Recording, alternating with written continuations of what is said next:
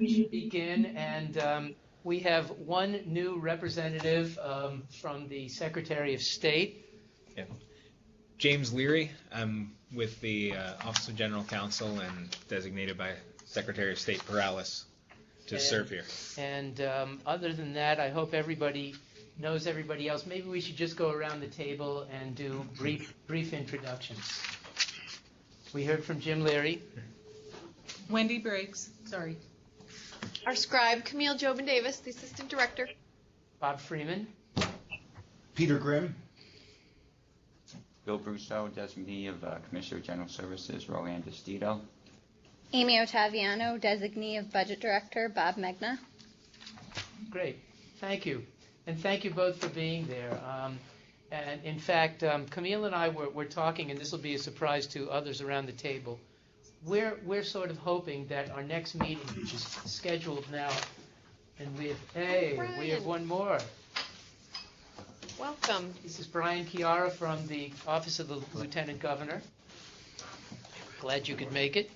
Certainly. The suggestion was that in deference to you and others in New York City, maybe we should have our next meeting in the city. I don't know that that is doable necessarily, but I think it would be a good idea. Franklin is smiling, I can see. That would be nice. So we'll see if we can possibly work that out and make the trip to New York. And who knows? There's a possibility that if the meeting is held in the city, that interested people in the city might be more willing to attend. My guess is that both of you, particularly Dave Schultz, could attract others to join us at a meeting in the city. So we'll see about that. This meeting, we hope, will by and large involve laying the groundwork for an annual report, not necessarily in terms of drafting, but simply figuring out generally what we think should go into it. And we've asked that you take a look at last year's annual report, which to a great extent includes a series of legislative proposals. My belief is that they still have merit, even though they might not have been approved. And realistically, we don't know what the legislature is going to do. We don't know what the leadership is going to be like. And on occasion, even though we have made recommendations for many years running, and the recommendations seemingly have been ignored, all of a sudden something happens and they see the light of day and become part of the law. So I know that in the past some committee members have suggested that we drop recommendations because they haven't been given significant attention, but if they seem to be meritorious, I don't see any particularly good dropping them. I hope all of you took a look at the 40th anniversary timeline. Any thoughts about that from anybody? No thoughts. I know that Bill liked it. It's a good idea. Do you think that it is something that the state legislature in particular and the public would be interested in seeing? Is it something that might be included as an appendix to an annual report? Why not? Yeah, I think it's good history. I have to say, it was curious to me. I'd never heard that the committee, or I didn't realize that the committee had been debating the exact same issues that we debate almost every year for the past 40 years. It was eye-opening for me to go through that history because I don't have it in the back of my head that way. So I was happy to receive it. Thank you. And I think that that's fairly true in Washington also, where the Federal Act, like ours, has been in effect for 40 years plus. And you see the same kinds of issues arising constantly. Camille and I receive a document called Access Reports, which is essentially a review of what goes on under the Federal Act as well as state laws around the country. And it's not necessarily amazing, but it's a little bit surprising, I suppose, that the issues are fairly similar from one jurisdiction to the next. And in fact, Dave Schultz sent an email which was prepared by the Alliance of Liberals and Democrats for Europe, and it's entitled Roadmap to Transparency. And the issues that have arisen in Western Europe in so many ways are similar to the kinds of issues that we've been talking about here. Proactive disclosure of documents on websites, rules involving confidentiality, better ways of seeking review of denials by agencies. That's something that we've been talking about internally now for a while. Is court the best method? I'm not sure that it is, but then again, how do we implement something that may be different from a judicial kind of proceeding? We have some thoughts, and we'll probably be presenting some of them prior to the next meeting. But the issues really are pretty similar all over the world. And here is, thank you for being here, Steve Waters. He said he'd be a little bit late, very little bit late. Yes. I have to confess that I'm not sure that I have a copy of the timeline, or if I did, it's buried in something. What Really? specifically are you referring to, and when was it sent to us? I could find it. It was sent probably. It was the middle or the end of August. Because Okay. we were blessed to have an intern during the summer, Lucia Pak, who is not with us today. She's in school. And one of her assignments involved going through minutes of meetings going back to 1974 and attempting to identify issues that might have historical value or some particular interest. And it was kind of, I know it was an eye opener for Camille. It was for me too, because I know what you're talking about now. I remember reading it in August. I just had brought all these recent materials, and I didn't bring it with me. Yes, that was very good work she did. Yeah, and I think it provides a degree of perspective, as Camille said. The issues that arose way back when are still with us today, maybe with some variations on similar themes, but they've been repeated time and again. And as I mentioned a moment ago, we see those themes arising and just about any jurisdiction that has a Freedom of Information law.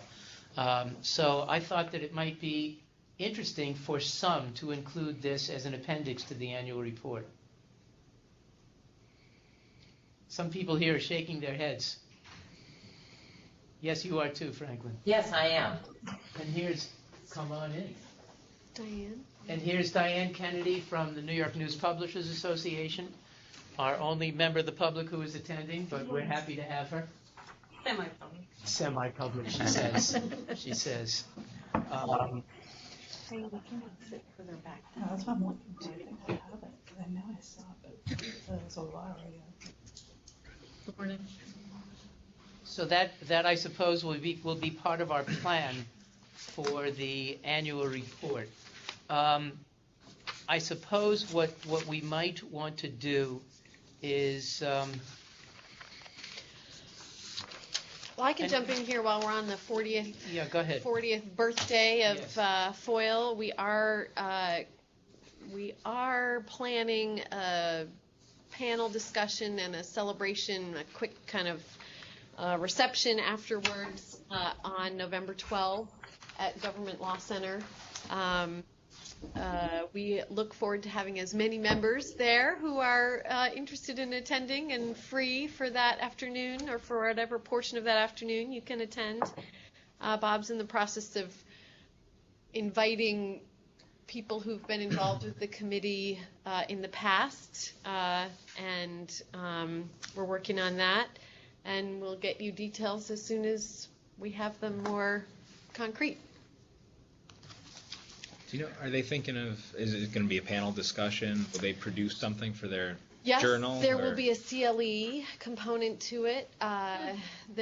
So there will be some materials that get published great. with it. I don't think we haven't asked anybody to write anything for the event other than the materials that they'll bring for the CLE. We have our panelists almost secured. As you can imagine, it's an array of people. We have, among others, we have the former Freedom of Information Officer for the Executive Chamber under Governor Patterson, who is now Chief of Staff, I believe, to the Democrats in the Senate, Jeff Pearlman. Some of you may know him. We have also Brendan Lyons, who is the investigative editor for the Times-Union, who has used FOIL extensively over the course of years. Who else do we have, Camille? We do have a couple of others who have said yes. We're trying to bring some diversity to the panel, which is not so easy to do. But it should be interesting. Camille will be a panelist as well. And we're hoping for an interesting afternoon and a good turnout. That's great. We shall see. And certainly, for any committee member who wants to be in Albany for a day, it would be a good excuse, and we'd love to see you here. We'd love to see you here. Are you moderating, Bob? I won't be moderating. The moderator will be Susan Arbetter. Some of you may know the name. Oh. Susan has a daily radio show at the Capitol, which is broadcast on Central New York Public Radio, which in turn her show is broadcast virtually all over the state except here and probably downstate. So she is pretty well known, and she has every single day she has interesting guests on her show, and she's funny and she's smart and she knows everything that's going on in Albany. It seems that way. What time is the program? 2:00. It will start. Is it titled? Is there a theme for it? Yes. 40 years of FOIL and electronic records. Emerging issues. Yes. Emerging issues in electronic records.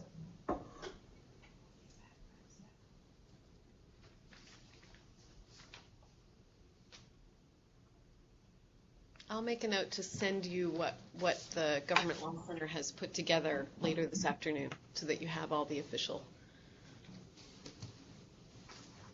You have what we have. Yikes. That's great. We're getting there. Sounds interesting. Okay. Also, for what it's worth, a week prior to that, I will be doing a CLE program at the request of the Attorney General's office. And typically, it's attended by state agency attorneys. It's also broadcast live and taped so that state agency and other attorneys have the ability to get CLE credit after the fact. And that historically has been a pretty terrific event. We've reached as many as 350 to 400 government agency attorneys through the CLE program. So I always kind of look forward to that. I attended one of those a couple of years ago. It was Well, that was in the city. That was a little bit different, and that was, as a matter of fact, I feel badly about that kind of event.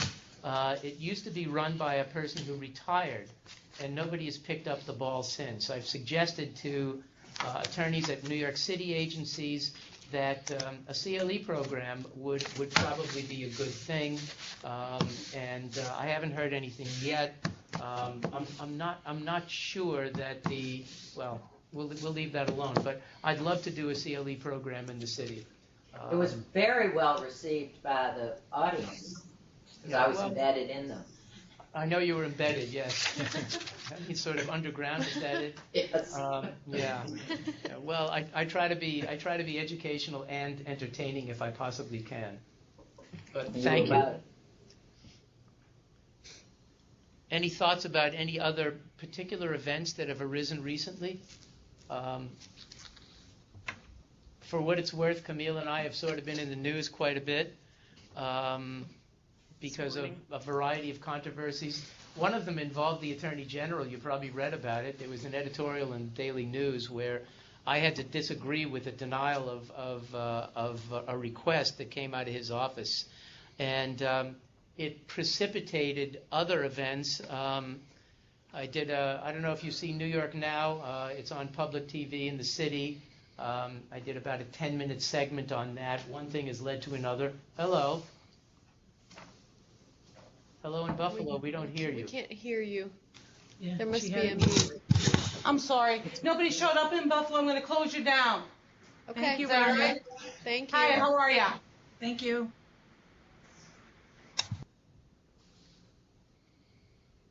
Oh, well, c'est la vie, I suppose. Okay. And in any case, part of the New York Now show involved 40 years of the committee and freedom of information. It involved a discussion regarding, again, history, resistance to FOIL, and on the other hand, support. And a lot of the discussion involved that denial of the request by the Attorney General. And, I don't know if any of you are on TV with any degree of frequency, but usually people will stop you on the street and I'll ask them, what did you think about what I said? And the answer is, I don't know what you said, but you looked pretty good. But, it's the truth. It's the truth. It's ridiculous. But in this instance, people seemed actually to have listened. And I think that the segment was pretty well received. So anyway, I was a little surprised that the AG kept his invitation open to me, but I'll be there on November 4th, notwithstanding our disagreement. Knows. Any thoughts on the part of anybody regarding any of those issues? I'm sorry, November 4th is what?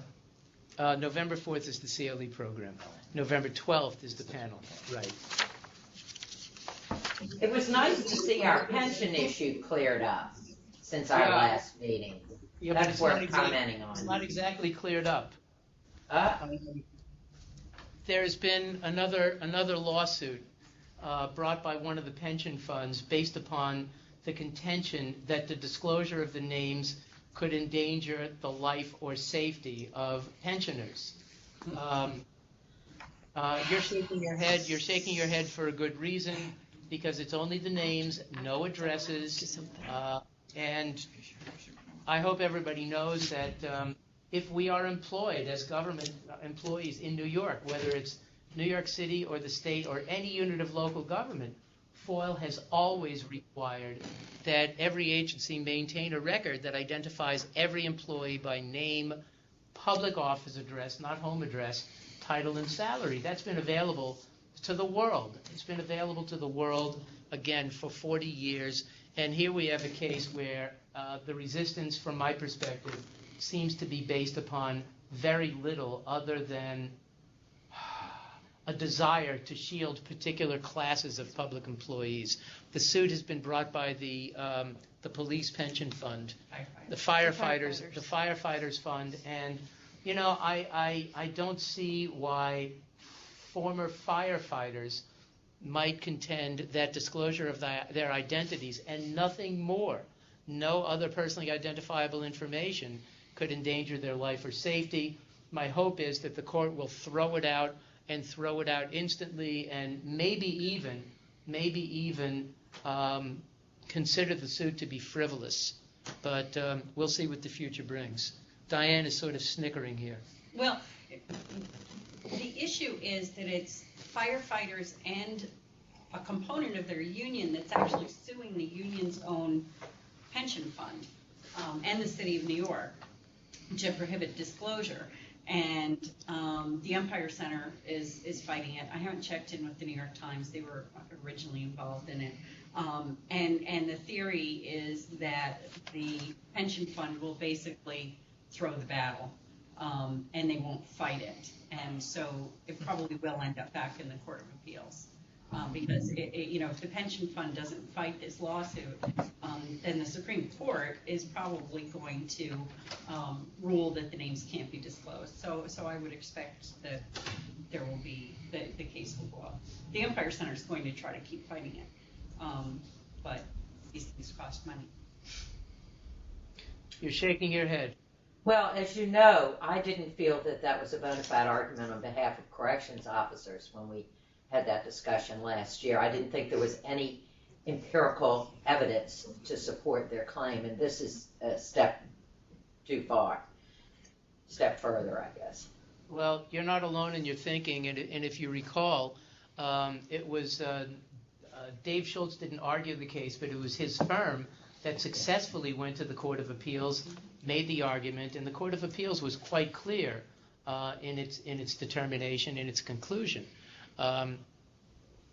This may go to the Court of Appeals again, but my hope would be that we won't have to go that far, and that this will be, that it'll disappear. But the reality is that the unions have more clout and more money than the rest of us combined, and that, to my mind, is a problem, and always has been. Other issues that you might want to discuss? Anybody, for the time being? The event on the 12th, how's that being promoted? Is that a public, so it'll be advertised and then? Yes, Government Law Center will be doing the press for that. Yes. They've been great co-hosts, or they've been great hosts. Mm-hmm. We did a similar event 5 years ago. It was actually on, we called it eFoil. It was on electronic FOIL issues, although they're slightly different now. And they did all the promotion, they did all the printing, and they hosted the physical space. Yeah, they've been great. Is there a component that'll have public participation of CMA? Yes, it is open to the public. It's completely open to the public. It's in their moot courtroom.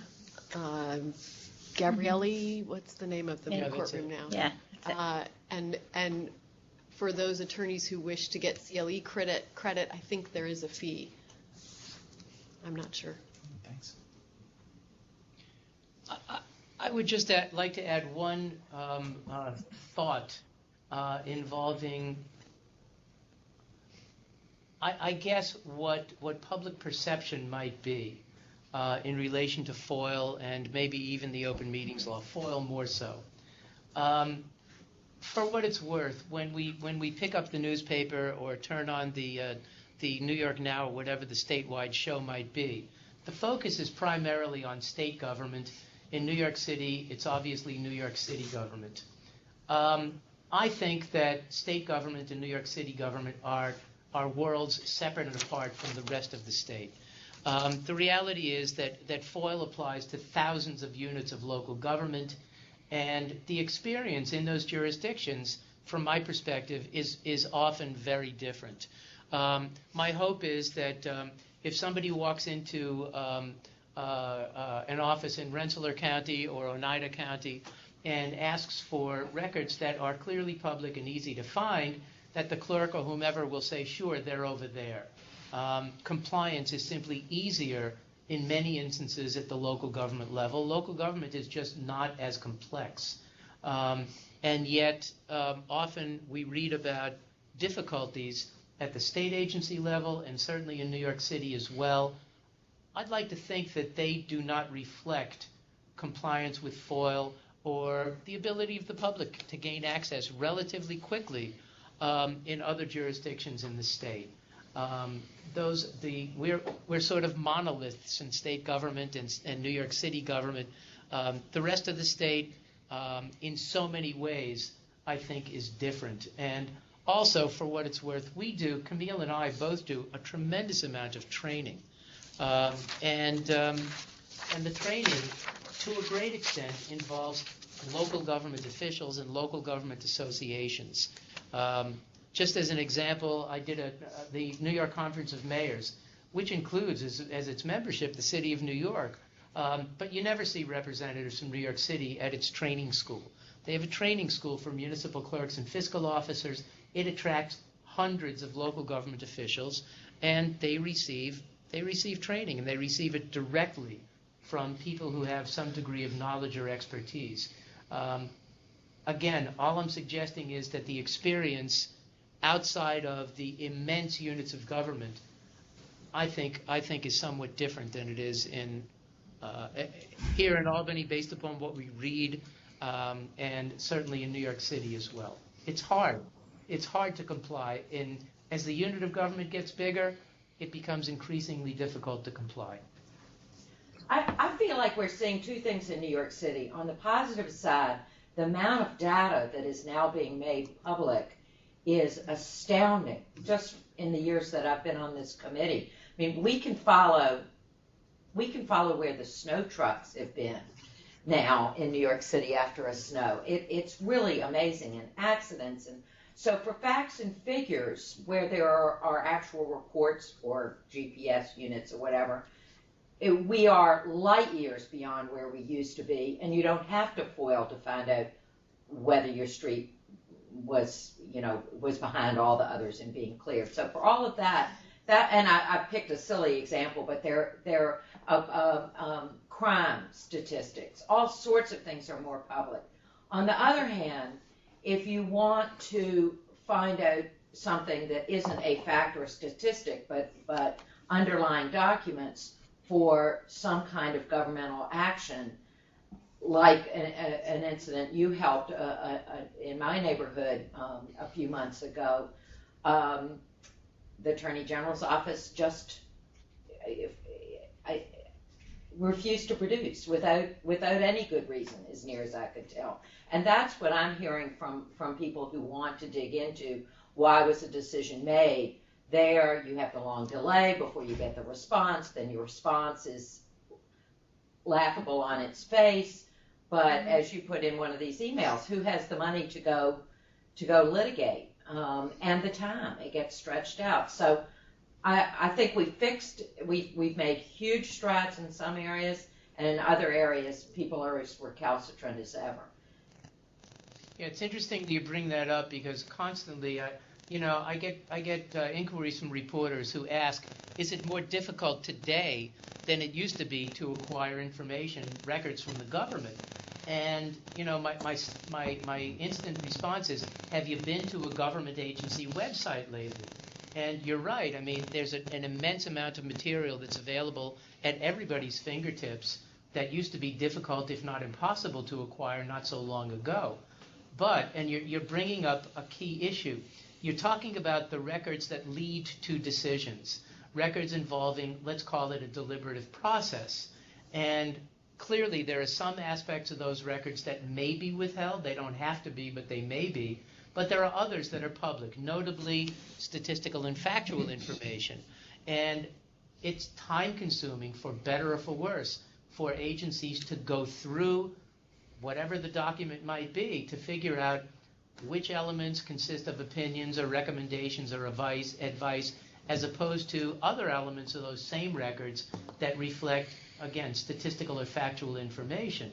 And too often what we see is what you described. It's what the Court of Appeals has characterized as the blanket denial of access. Nope, you can't have anything. And, when people appeal, sometimes they get something. But from there, and this is the point that I was offering a little while ago, it has become increasingly difficult for people and organizations to initiate lawsuits, because it takes so much time and so much money. And even if you win in the first round, an agency has the ability to stay the implementation of whatever the decision might be. And in fact, that reminds me of one of our proposals, which involved speeding up the process. When an agency loses in court, it will have to perfect its appeal within a much briefer time than now. And the assemblyman who sponsored the bill, and his House passed it, called me and said, what's going on in the Senate?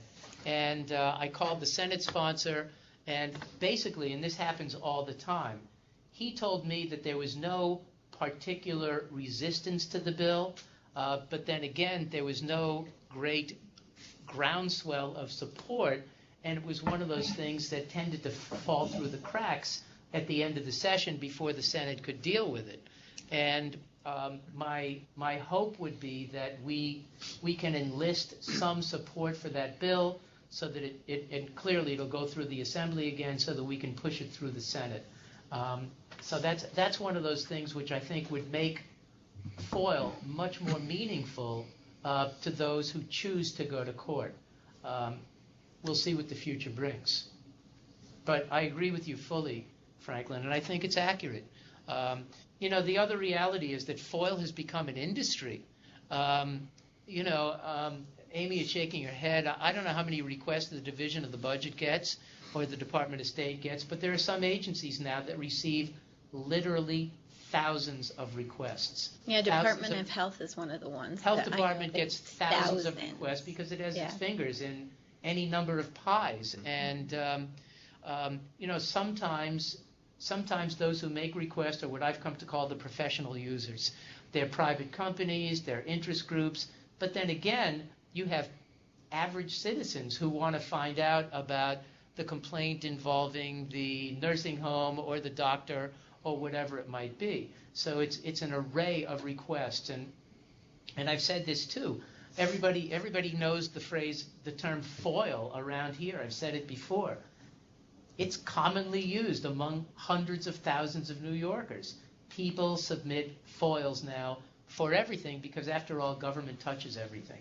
So I'm a little bit sympathetic, but not that sympathetic to agencies. Could I raise an issue about the muddy middle? We publish real estate transactions. We publish restaurant inspections. At the county level, our particular county clerk is resistant to the idea of turning the records into an electronic record, which makes it very expensive for us to get them, and they come in very late. She doesn't believe that they should be online, so she keeps them as manual records. So we physically copy the records in order to get published. So there is, I'm not sure how you encourage the development of electronic records where it comes to real estate transaction, for instance, and the early adoption of this in a county where somebody is resistant to it.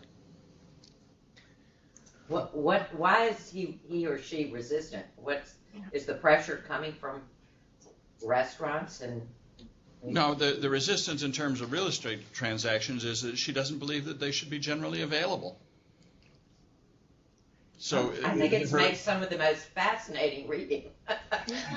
Yeah, but it's tossing sand into the grid, or into the gears of progress here, and that's her particular design.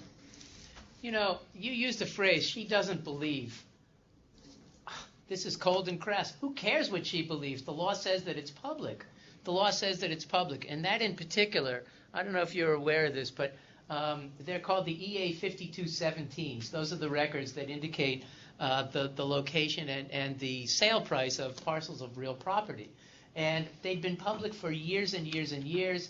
All of a sudden, the real property tax law changed, and they seemed to be out of bounds unless you wanted to use it for purposes of challenging your assessment. Then the law changed again, and now they're clearly public. And we read them every Sunday in the Times-Union. You're right, Franklin. It's fun. It's fun. What did that house go for anyway? And a whole cottage industry, for-profit industry, has popped up around that. Absolutely with websites true. where you can search. Sure. What is Pure this? voyeurism on your part. That's right. What is this Zillow thing anyway? I think that in situations like that, and here's where the news media comes into play. I think this is, again, I believe embarrassing the heck out of them if they don't care about the law. If they don't care about the law. I don't like this law. Well, gee, we'd have chaos if people just said, I'm going to ignore this provision of law because I don't like it. And we see it over and over again. Earlier this year, there was a tremendous amount of controversy regarding the SAFE Act. And there was a county clerk also that happened to have been Putnam County, where he said, I don't care what the law says. I'm not going to disclose anything.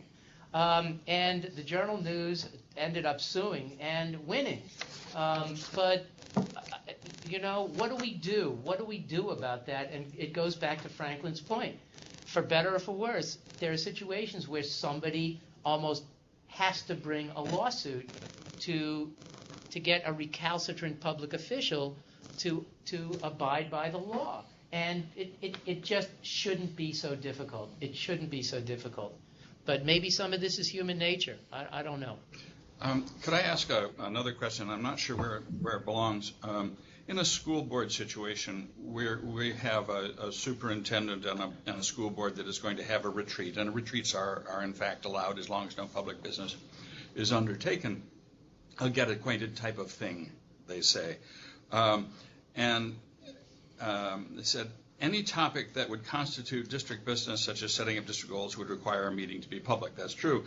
The president of the board said of the session that a lot of the stuff that is contractual, while there can be some gray areas for such meetings regarding topics that could be open to the public, he anticipates the board will, quote, err on the side of caution, end quote, in closing it. And my feeling is that you would err on the side of opening it.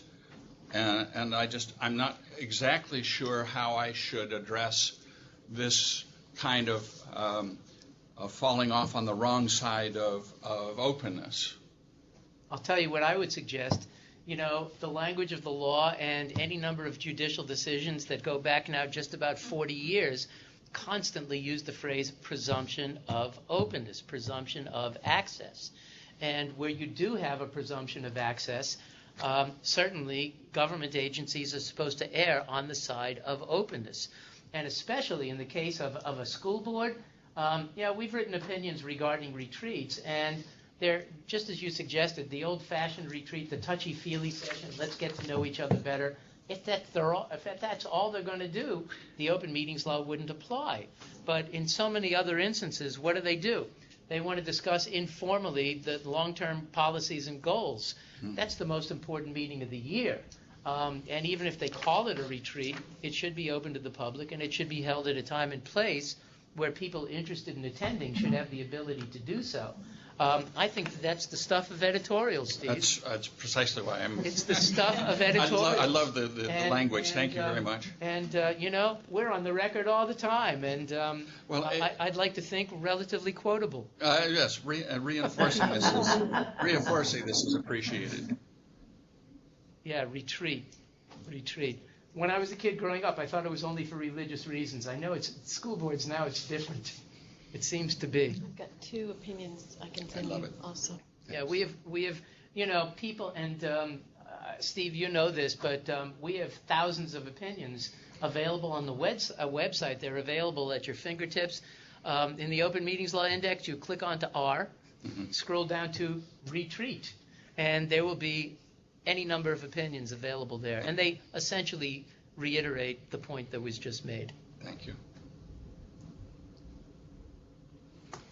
Yeah, we've written about almost everything over the course of 40 years.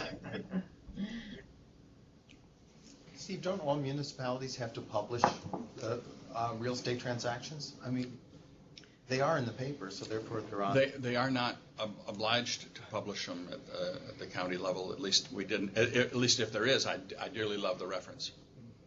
No? There isn't, but what you might want to do is find out what the neighboring counties are doing, and if they post them online, I think that you embarrass the heck out of the clerk in Oneida County. That's what you do. Okay.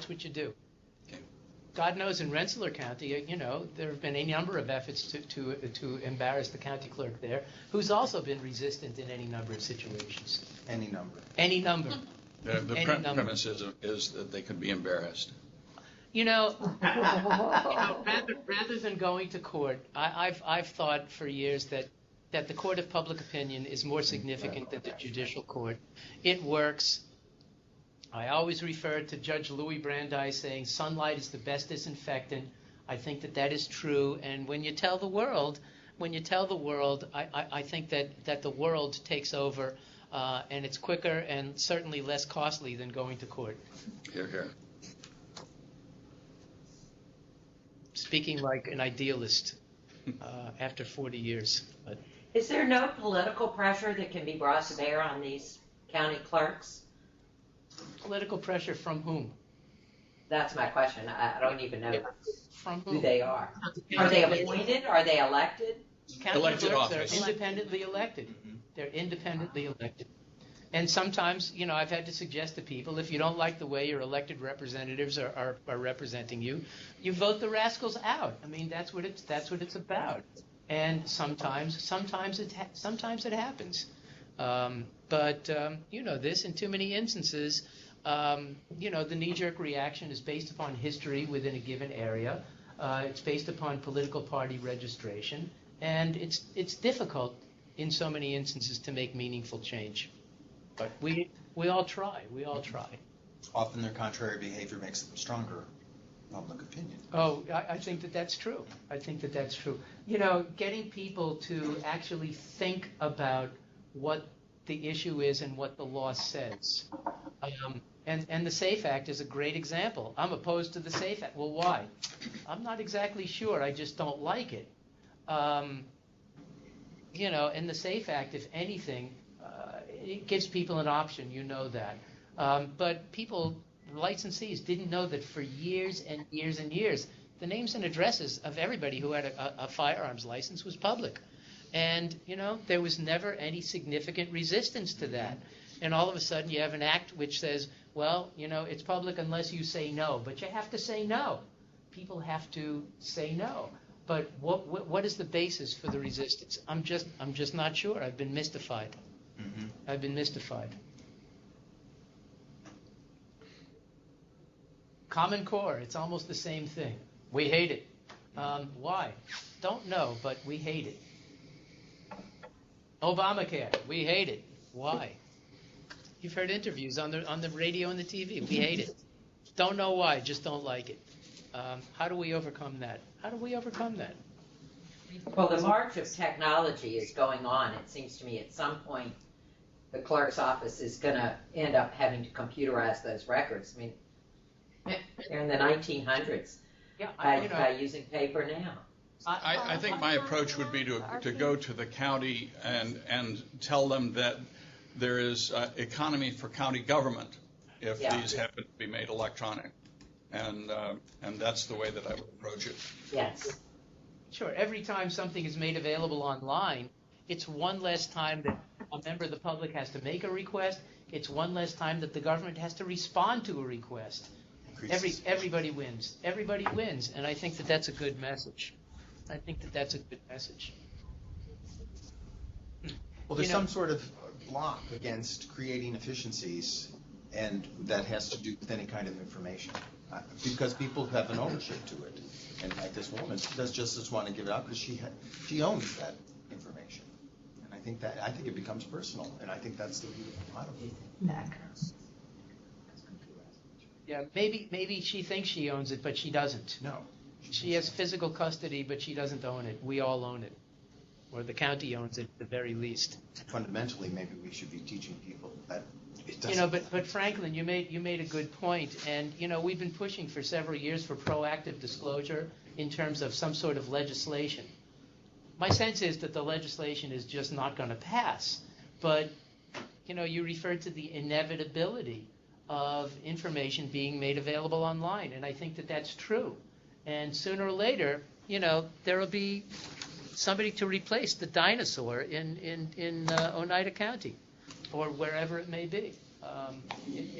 It's coming, maybe a little bit more slowly in some places than others, but certainly it's on its way. One of the things that I said in email, and I didn't know whether it belongs in the annual report or not, was the elevator speech of justification on FOIL, which was open access to information empowers the creators of government to call its employees to account when they presume more entitlement than was bestowed on their office. Government of the people is a rare commodity, easily lost, and best preserved through freedom of information. Great statement. Thanks. Great statement. For what it's worth, again, moving a little bit differently, the interviewer on that New York Now show We happened to hook up on a Wednesday, which was when I was doing a guest lecture at the College of St. Rose for journalism students. And the professor asked how often he and other reporters use FOIL, and is it worthwhile, and are they successful? And I thought his answer was great. He said that reporters at the Times-Union and elsewhere use FOIL all the time, and generally speaking, they get what they need, and often they get it relatively quickly, again, particularly at the local government level. So that was a little bit of a positive pep talk, I thought, for young, maybe soon-to-be reporters.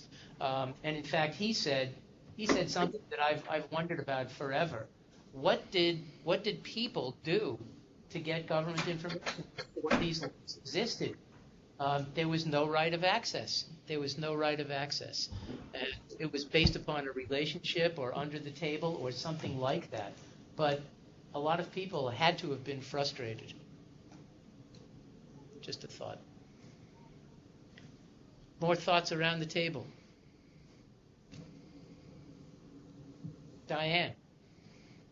No thoughts. Well, my question and Camille brought it up actually, some of those forms, Steve, that you're having a hard time getting, are there laws that require electronic filing of some documents? I know the court system has gone to mandatory electronic filing in a lot of cases. But Camille mentioned real estate filings. The last thing I did was like too many years ago, and it was all in triplicate. Those forms you had to press hard so that it would go through. I don't know whether those RP 52017s are required to be filed electronically. That would be worth finding out about. And restaurant inspections. It's just crazy that. Well, Department of Health actually deserves the kudos for putting inspection reports up online on their metrics website. I don't know how well that will be updated in the future. What kind of resources they have to keep that part of their website going, but I think mean the state? The Department of State. Yes. Sorry, the Department of Health. Department of Health. Okay. Yes, I just didn't know thank if you were talking about the county. But No, What at the they state get, level, they get from the counties. They're posting county data. Yeah, or they were. Yeah.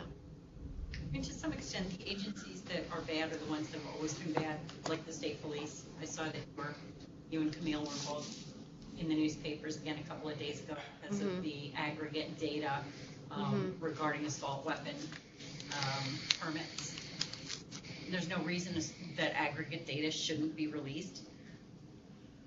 And the state police have just always been terrible about responding to FOIL requests.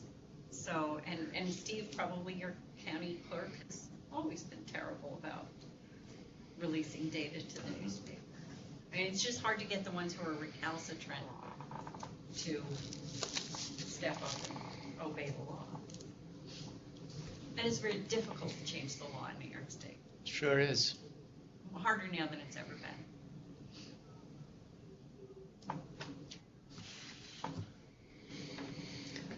More thoughts? Should we sort of run through last year's annual report and sort of, I suppose, figure out what should stay and what should go? Any objection to that? No. Let me make it.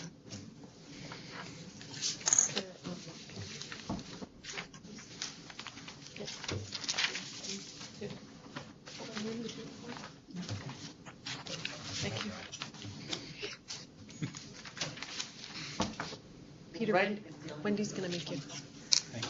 Right at the beginning of the report, the title is E-Government and Open Data Still Our Highest Priority. I guess my question is whether it still is our highest priority in consideration of the reality that it's happening in a lot of ways, notwithstanding the absence of law.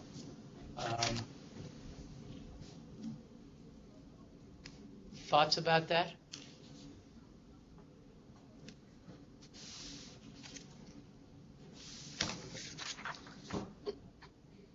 We're seeing a profusion. I'd still like to see a proposal in there that talks about proactive disclosure, not just big data, but certain records that are readily available or frequently requested. I think it's now in the federal legislation in our own country. It's in many other federal statutes internationally. It's in, as far as I can tell, a number of state laws here in the United States. I'd still like to see it as at least one of our primary recommendations.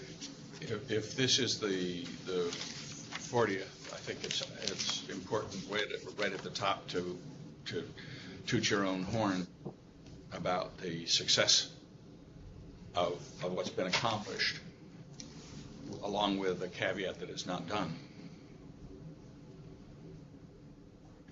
And to emphasize the economic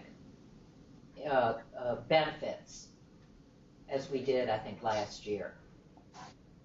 The efficiency to government of proactive disclosure. I agree. Yeah, I think to make progress and to overcome some of these hurdles, you're right. We have to show that there are benefits associated with this. Political and economic benefit. Political by speaking in terms of people. That as far as having an informed electorate better able to deal with something that's a political benefit. It may not be a politician's benefit, but it certainly is a social benefit.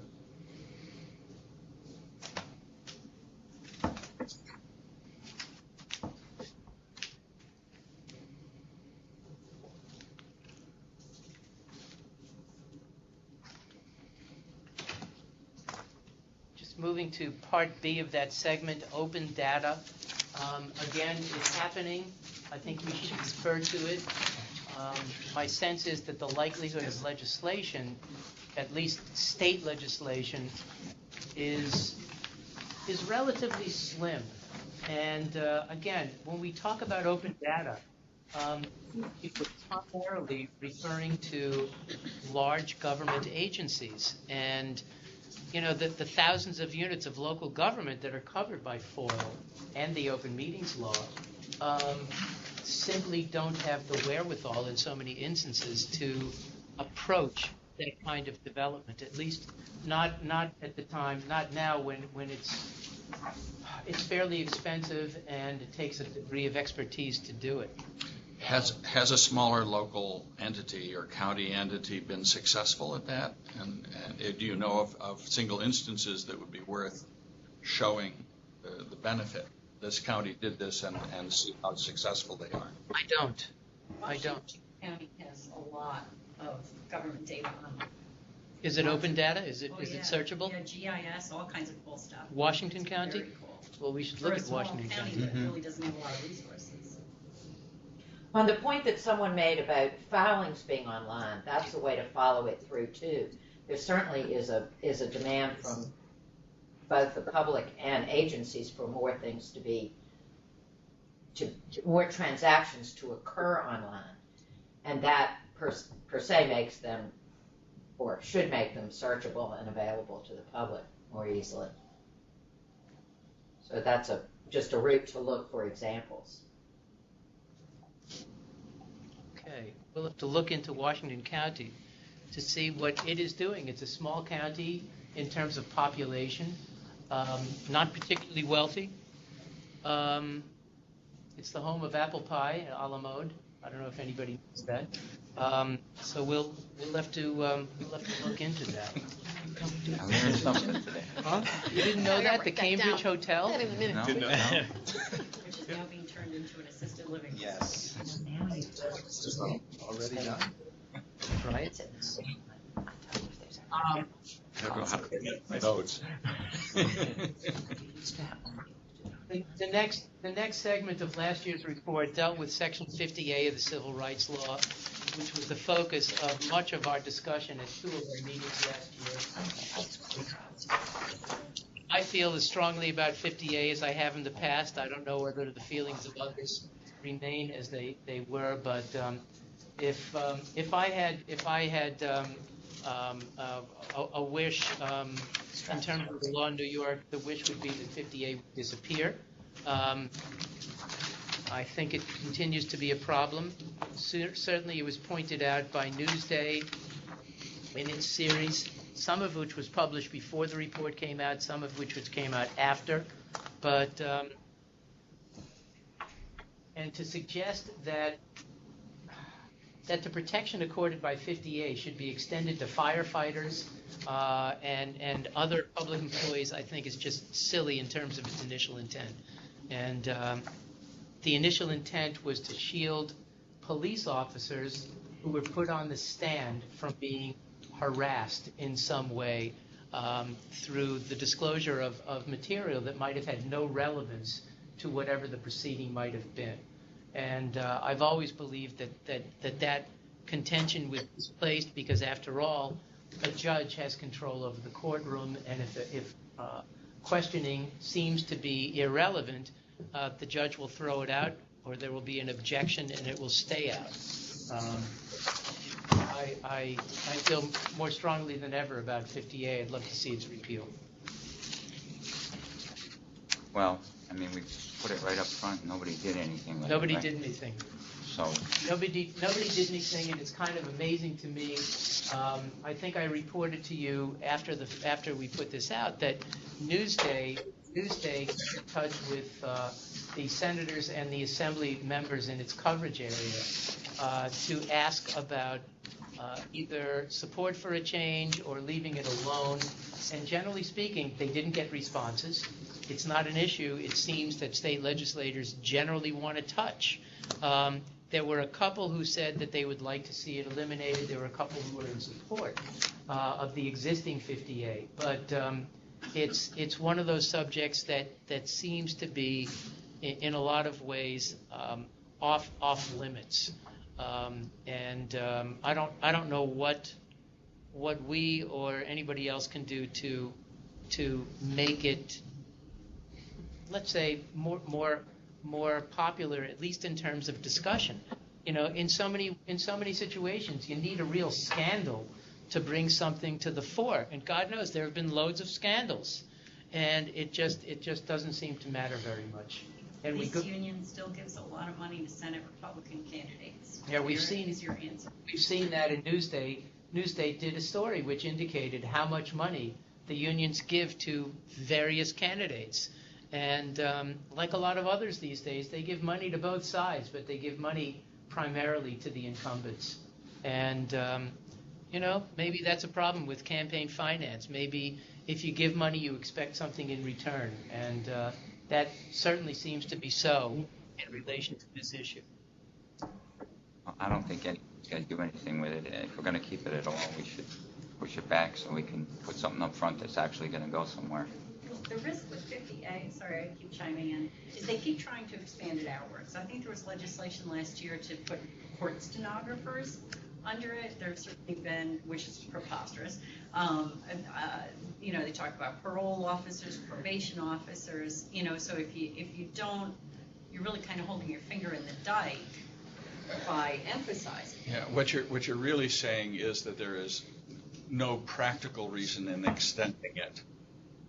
And that certainly is, if you don't say anything or if you diminish it, I agree with you that it has to be weighed with the others. But it certainly deserves to be said that there's certainly no reason to expand its coverage if its intent was to deal with this one specific problem. Yeah, I think it's worthwhile to point out the initial intent of the legislation and to suggest that it's gone way beyond what had initially been suggested or intended. But to your point, it certainly can be stated more succinctly. Yep. And shouldn't overweigh the entire report, which should be designed to accomplish things.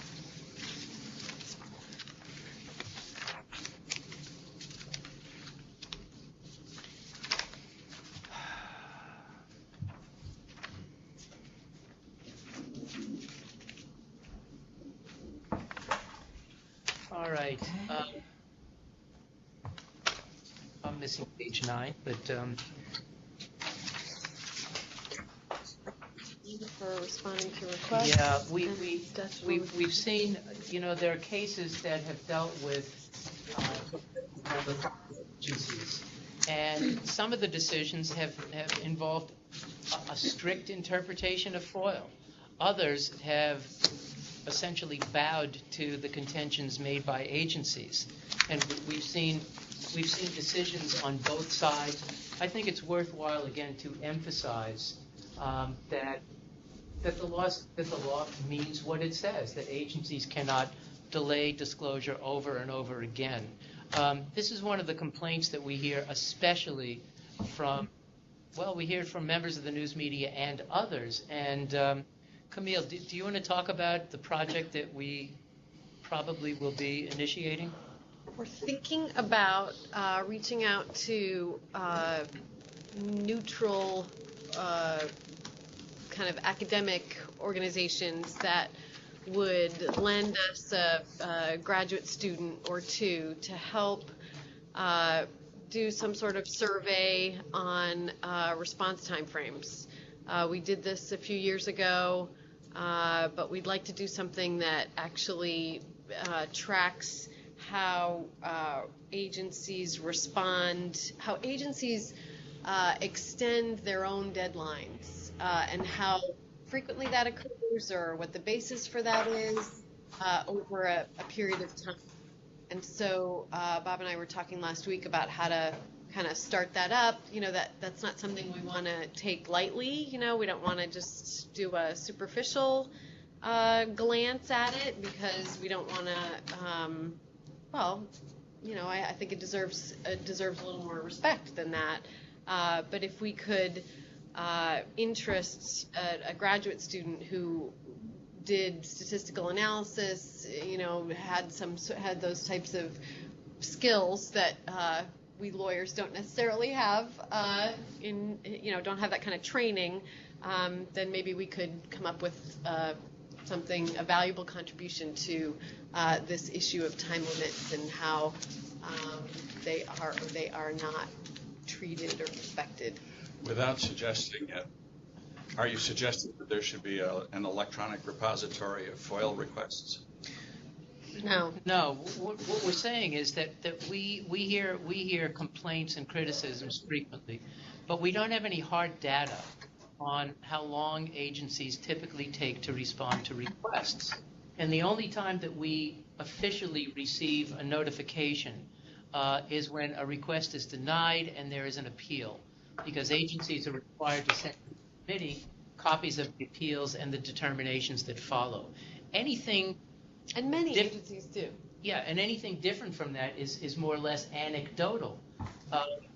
So we're trying to go beyond those anecdotes, and this graduate student or organization, whatever it might be, it'll be suggested that they request from certain agencies on a monthly basis a request for the requests, a request for the responses, including any extensions that might be given in acknowledging the receipt of the request or extending the time further, so that we can point to something that either indicates that yes, agencies are doing a great job, or that there are some agencies that are not, that the extensions are inconsistent with law or otherwise. We want to have something that will give us really a foundation for figuring out how well or poorly agencies are responding, at least in terms of time, to requests. We're not even talking about whether the request involves disclosure or withholding, but simply how long it typically will take in certain agencies. When you say agencies, you mean state agencies? We were thinking about defined using by FOIL. a few agencies as getting an array. it would be a sampling. We couldn't possibly do this for every state agency. We would pick a couple of state agencies, probably a couple of city agencies as well. In New York City, I mean, one of the responses that we see all the time from the New York City Department of Education is, well, we didn't deny access, we extended and we extended and we extended some more. We see this too frequently. We see it from some state agencies, certainly from New York City agencies. We want to get a better handle on what the actual experience is. Bob, are you saying there are no agencies in New York State that have computerized records for their FOIL requests? Oh, I think that there that's are. Outrageous. Oh, I think that there are, but that doesn't mean that they're not unnecessarily delaying disclosure or delaying in a way that's inconsistent with law. Under the law, there are, from my perspective, two potential extensions. We get a request, we have 5 business days to respond. If we can't, the law requires that the receipt of the request be acknowledged in writing within that time.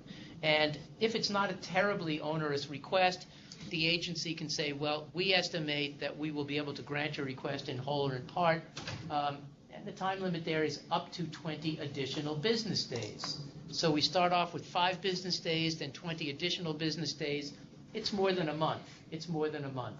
If in the unusual situation in which the agency needs more than that amount of time, it has the ability to issue a second extension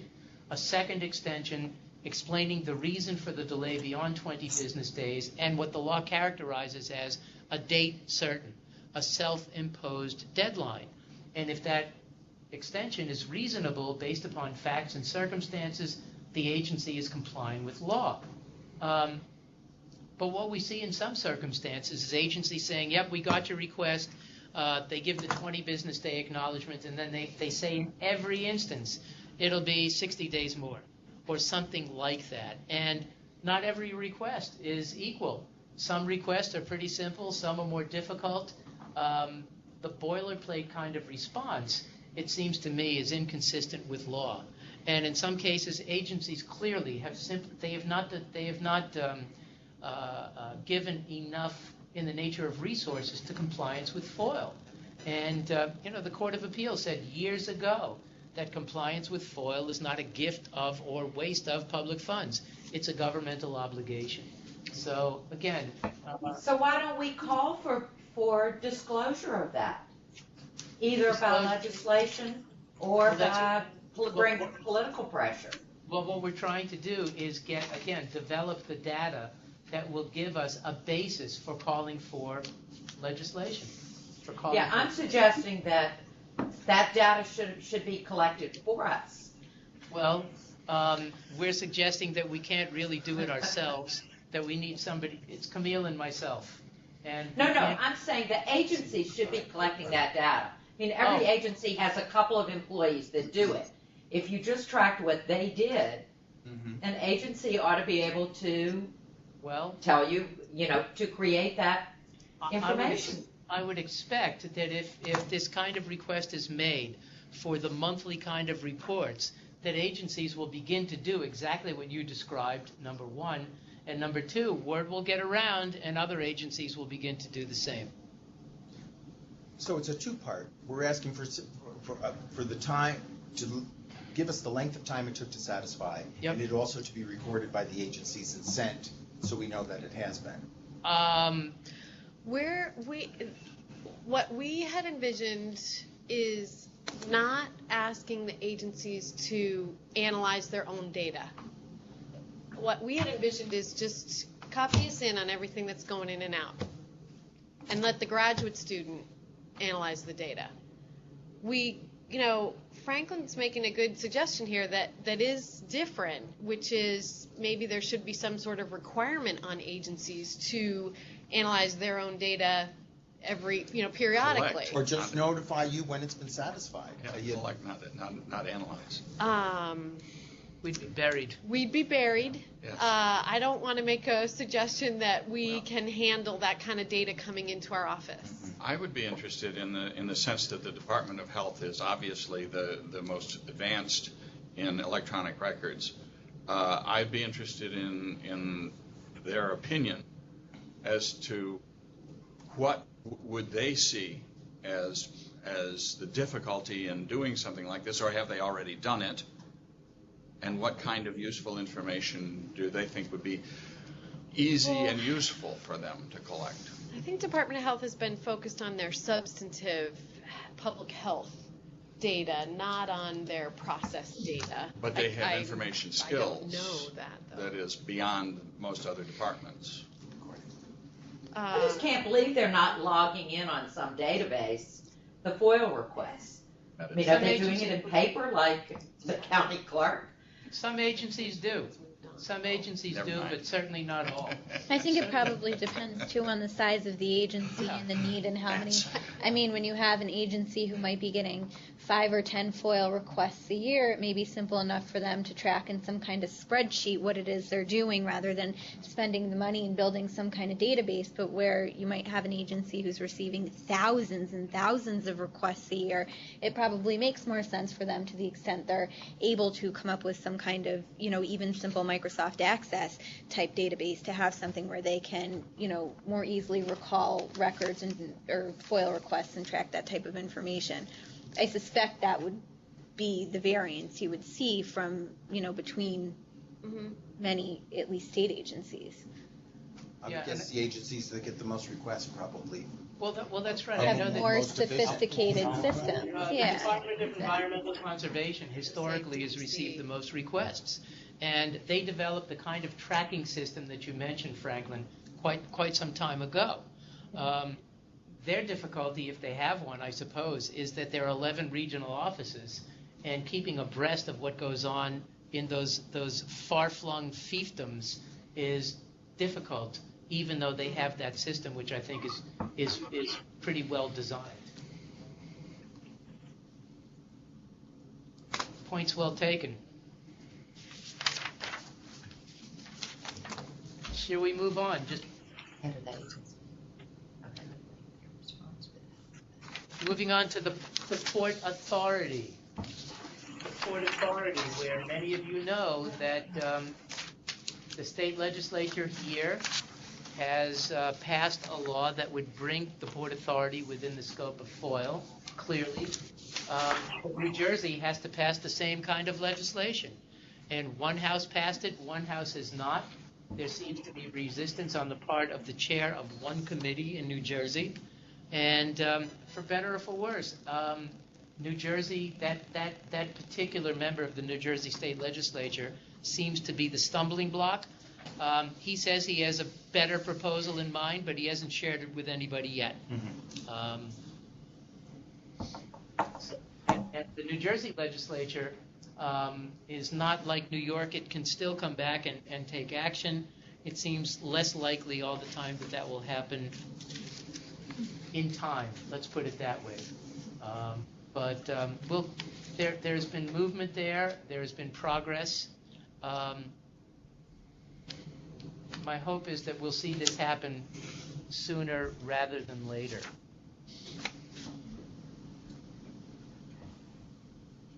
Any thoughts about the Port Authority, which has a budget bigger than many nations and yet is not covered by a Freedom of Information law? Pretty amazing. We'll just keep this. Yeah. We have a recommendation concerning the award of attorney's fees under FOIL. And the suggestion has been that the attorney's fees provision should be stronger, so preventing recalcitrant agencies from simply saying no. We've seen judicial decisions where it has been clear that an agency had no reasonable basis for withholding, but a judge, based upon the way he or she wakes up in the morning, says, sorry, I will not assert my discretionary authority to award attorney's fees. It's a problem. Then again, there are other courts that have been more serious about compliance with both FOIL and the Open Meetings Law, and we have seen in the past few years, I think, more awards of attorney's fees than we had in the past. But, you know, we constantly are looking for better ways of encouraging compliance through provisions like this that might serve as a deterrent to unreasonable denials. I think it should still be there. Where did Franklin go? We know, right? She just stepped out for 1 second. Yeah. Moving on to page 13, expediting appeals in litigation. I talked about that just a little while ago, and my hope and expectation for the coming year will be as part of the law. We talked about the item on page 14 too, public pension information. The battle still rages. The battle still rages due to irrationality on the part of some. So it's going to be updated with the Court of Appeals decision? Is that your thought on it? It would seem that would be so. It would seem that would be so. But I think we have to mention it again. We have to mention the victory in the Court of Appeals. And the challenge. But we also have to point out that it's not over. It's not over. It's like Yogi Berra, right? It ain't over till it's over.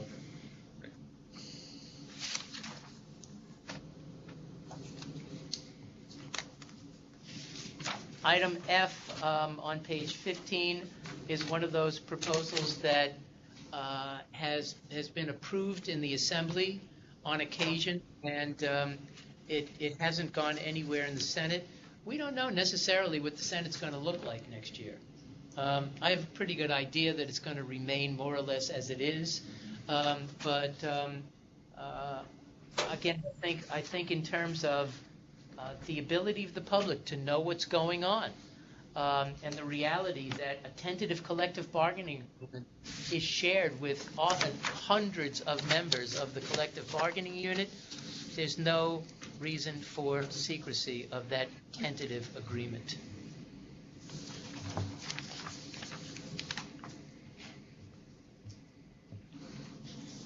The next on page 16 is Bill's favorite. I think it is. Yeah, can we move it up? I ask that every year.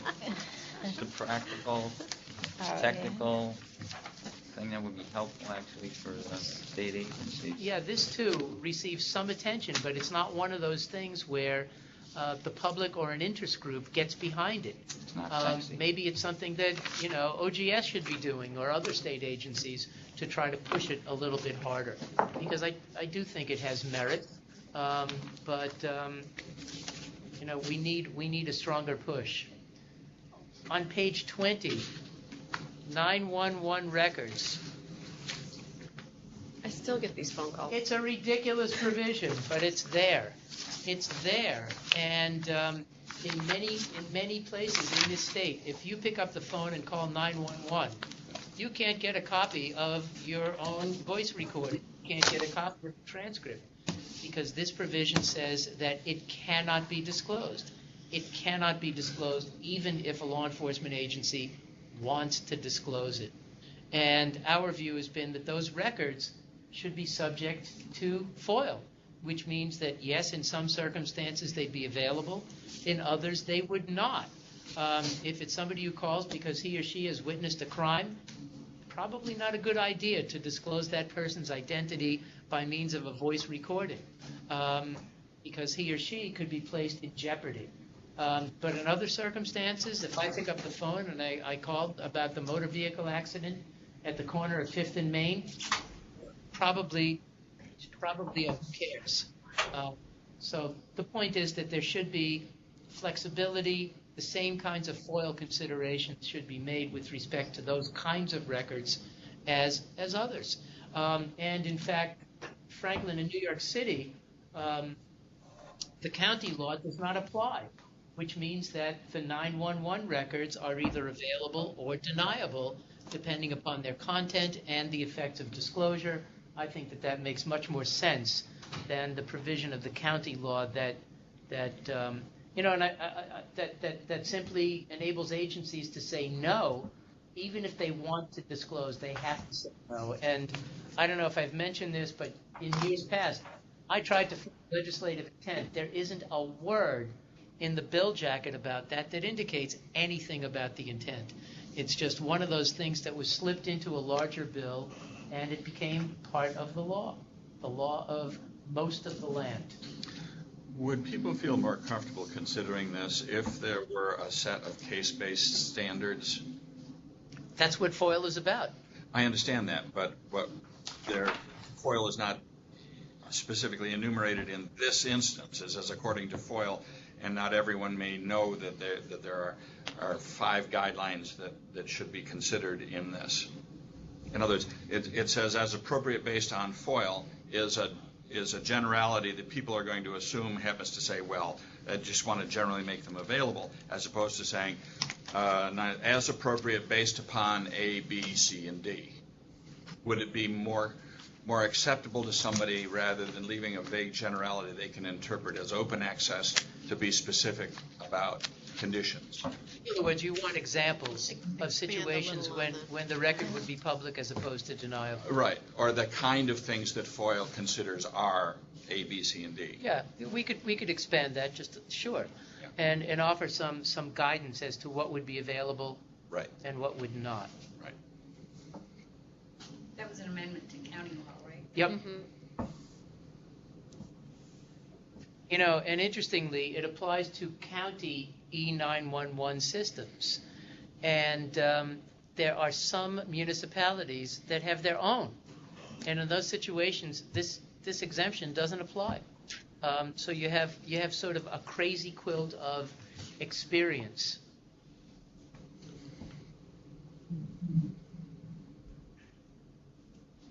Okay. The reference to disclosures involving sex offenses. The basis is 50B of the Civil Rights Law, which says in a nutshell that any record which tends to identify the victim of a sex offense cannot be disclosed. The problem is that provision has been interpreted by the Court of Appeals to prohibit disclosure of the entirety of a record that might identify a sex offender. In other situations where FOIL typically that applies... That might identify a victim of a sex crime. A victim of a sex offense. We look at the possibility of deleting or redacting personally identifiable details and disclosing the rest. And the outcome in terms of this provision is that the defendant receives as much protection as does the victim. There are many circumstances in which redactions could be made to protect the victim while disclosing the remainder. That's what we'd like to see by means of this proposal.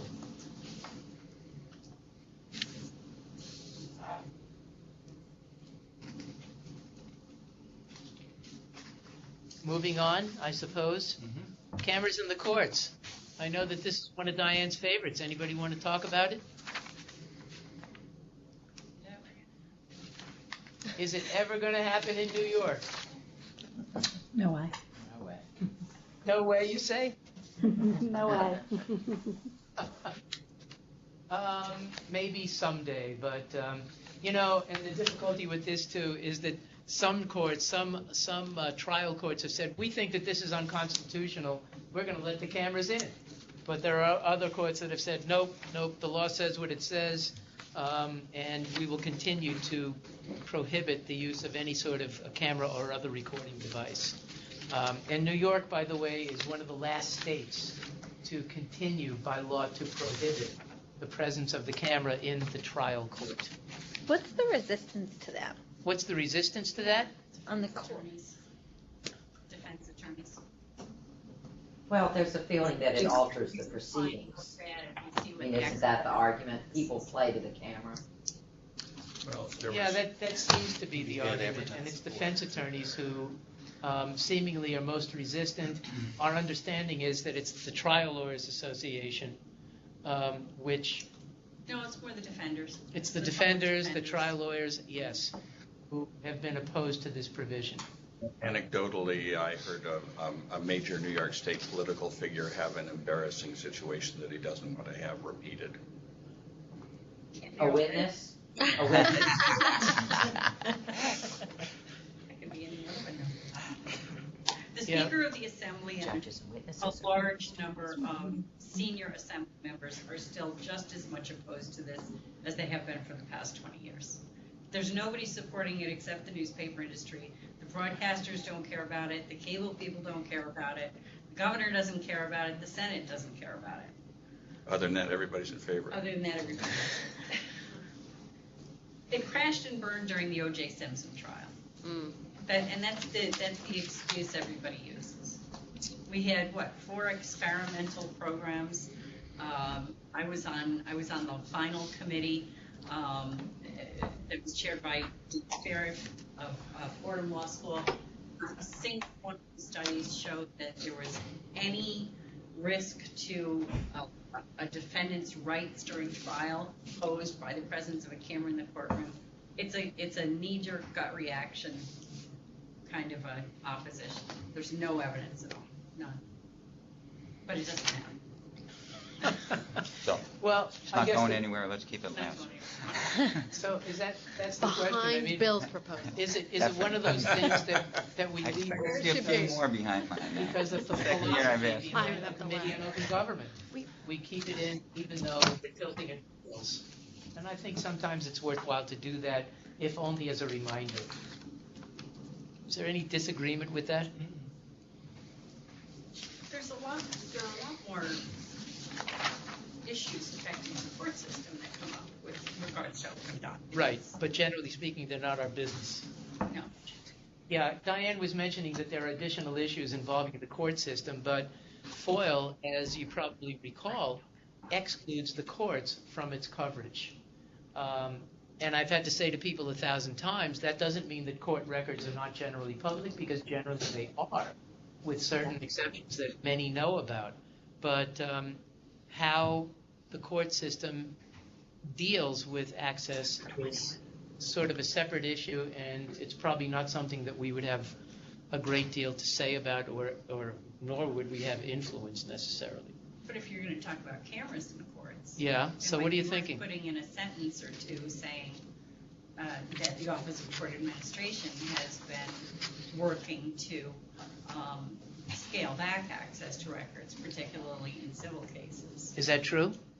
I can provide you with the evidence. Okay. Good. And what was it, last year they were Can trying you to do so? exempt mugshots?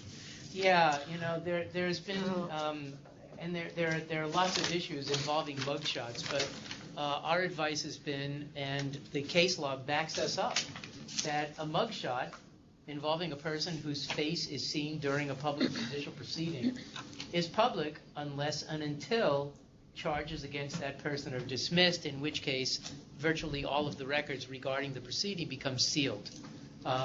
So it's just like any other record relating to a criminal proceeding. It's public unless and until there's a dismissal. Anybody can walk into the courthouse. And one of the problems that has arisen has involved the reality that mugshots are required and they're placed on websites.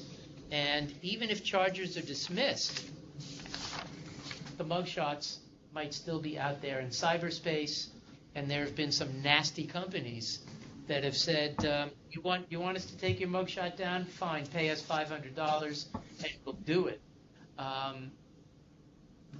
We have heard something about that. There are some states that have taken action to preclude that kind of practice. They've let the mugshots remain, but they've precluded private companies, if you will, from forcing people to pay money to take them down. And the credit card industry also has stopped authorizing payments to those websites, so they're kind of dying of their own. Yeah. You can't go to them and offer them cash. They're based offshore.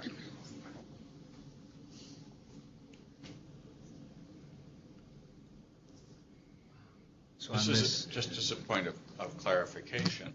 We receive any number of requests of people who would like to have expunged from our website the history of cases that have in fact been dismissed.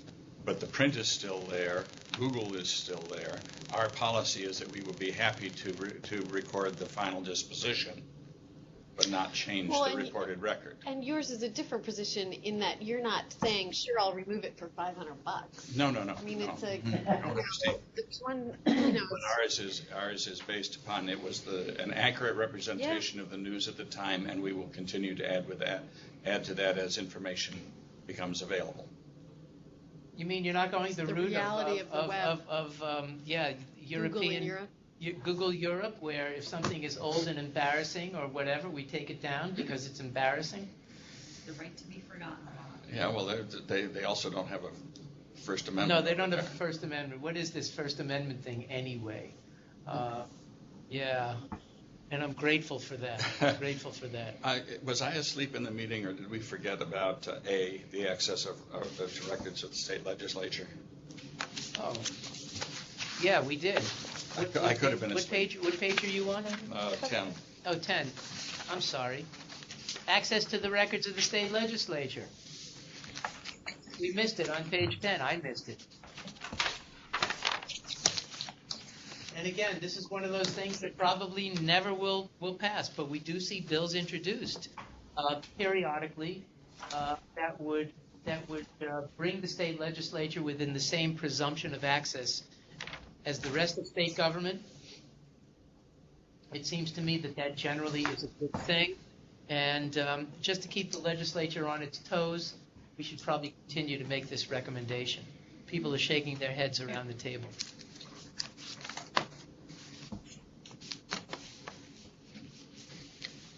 Good. Well, it's not going anywhere. Well, who knows? Someday. A couple of points, I suppose, about the last items in the report involving what we do. And, yeah.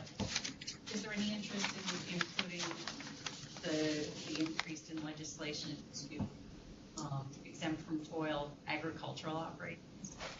So a lot more of those. Or are you trying to talk about proactive, increasing access to information rather than taking note of the trends to restrict access? Both. What are you referring to Well, exactly? Farm Bureau, and I'm a Farm Bureau member, and I'll get kicked out for this, which doesn't matter because I'm being paid by now. The Farm Bureau has been supporting state legislation that would amend FOIL to make it more difficult to find out information about farm operations. One bill that would say that if you file a FOIL from state ag markets about a commercial farm operation that's getting some assistance from ag and markets and is as a result filing some data with ag and markets, that before the agency decides whether to fulfill your request, they send your name and address to the farm operation. And this isn't like family farms with 5 cows, who are selling a little bit of milk. This is the larger, this really affects the larger factory farm kind of operations. And there was also one on water usage last year, and I haven't seen it in a couple of years, but a number of other states have passed what they call ag-gag laws, where you can't film or photograph a farm operation without prior written farmers. Those are direct society. Could you drop me a line about that? And we'll draft something, and it'll be for the committee to include it or exclude it. Sure. Yeah, this goes back to the old principle: who you are and why you want it shouldn't make any difference. And on the other hand, FOIL requests themselves are public. They're public. So people can request FOIL requests and usually get them. I say usually because in some instances a request might involve, as an example, at the school district level, if a parent is requesting records that relate to the education of his or her child, there's a federal law that would prohibit the disclosure of information identifiable to the child. So the identity of the FOIL requester in that situation presumably would be deleted. But in most instances, if you're asking about the assessment of real property or the budget or the minutes of last week's meeting, again, who you are and why you want it should be of no significance at all.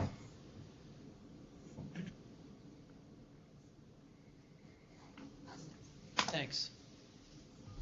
If it turns out to be the case, I certainly wouldn't object to introducing the concept of crony provisions, because I think over the course of the last several years, cronyism has declined in popularity. What does that mean? What, cronyism? No, crony provisions. That in the sense that when you single out specific groups for specialization, and in this case in the farms, I see what you're saying. that generally we want to be vigilant against the kinds of special legislation that could be interpreted as cronyism. Yeah, because they're not generally amending FOIL. They amend the Open Markets Law, or they amend 50A of the Civil Rights Law. So they're doing, the way it seems to me, is they're doing an end run around FOIL. They don't touch FOIL, but then there are these other provisions of law that people don't know about, that come back to bite you. You know, you file the request and it should be available under FOIL, but this provision in Ag and Markets Law says it's not subject to FOIL. And that's the same. That's basically 50A is being turned by cronyism. I think that's a great suggestion. And going back, 50A was enacted in 1976, and you know we do our best to track legislation, and FOIL, the Open Meetings Law, the Privacy Law are all part of the Public Officers Law. It's easy to track it when it involves an amendment to the Public Officers Law. But because there are thousands of bills introduced every year, there are some things that we just don't see. We just don't notice. I thank goodness for people like Diane who sees most of this stuff, but probably not all. Yeah. We cross our fingers and hope that we see these pieces of legislation that don't mention FOIL or the Open Meetings Law at all, but which would create exemptions. And I think that's what you want is an anti-cronyism proposal. Yes. No special interests. Except the newspapers. Good thought. Except the newspapers, yeah. Thoughts? Comments? Anybody? Anything? So our next meeting is the 20th of November. And maybe here? Crossing our fingers. If we hosted Let me know, it, because I know some people who might be. for folks who maybe can't travel down. Yeah, if we have options in the city, certainly we would do the same, have the same video kind of conferencing setup here. Okay. So that Wendy's already reserved all the rooms. if people here could not make it to the city, they could still come to this table and partake. Anything else? Anybody? I have to excuse myself. I thank you all, and we'll have something in draft prior to the 20th of November.